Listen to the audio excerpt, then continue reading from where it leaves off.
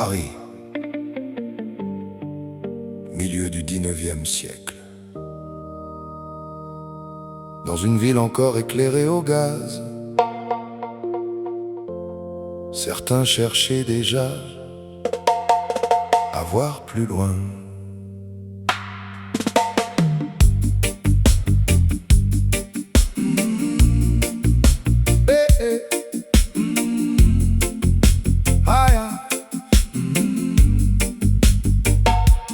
Dans les salons sombres de l'île Saint-Louis, là où le silence devient poésie, une porte s'ouvre loin du regard du jour, un cercle discret d'esprits en détour.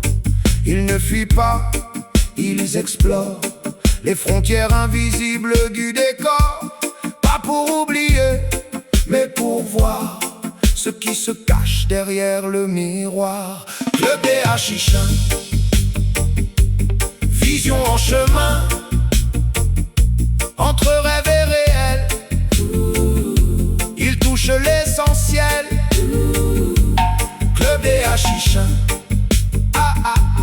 esprit sans destin, il cherche dans la nuit ce que le jour oublie. Charles Baudelaire écrivait dans l'ombre des mots pleins de vertige. Victor Hugo regardait le monde comme un gouffre en litige. Alexandre Dumas passait entre deux mondes sans jamais s'arrêter. Et Théophile Gautier racontait ce qu'il ne pouvait nommer. Dans l'hôtel de Lauzun, les heures s'effacent, les murs respirent, les formes se déplacent. Un goût étrange, une perception floue, le réel vacille, devient autre, devient tout. Club des Hachichins, voyage intérieur, entre lucidité et vertige du cœur.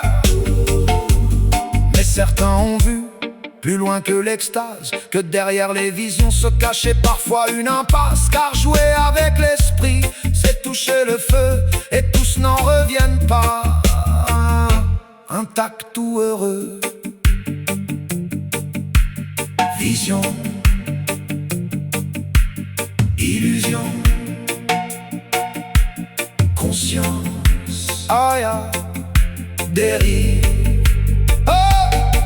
Il cherchait plus que des formes altérées, il cherchait à comprendre, à dépasser. Mais la vérité ne se trouve pas dans le vertige, elle attend dans le regard qui s'affranchit du mirage.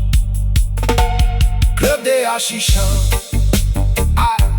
mémoire du chemin, entre art et dérive,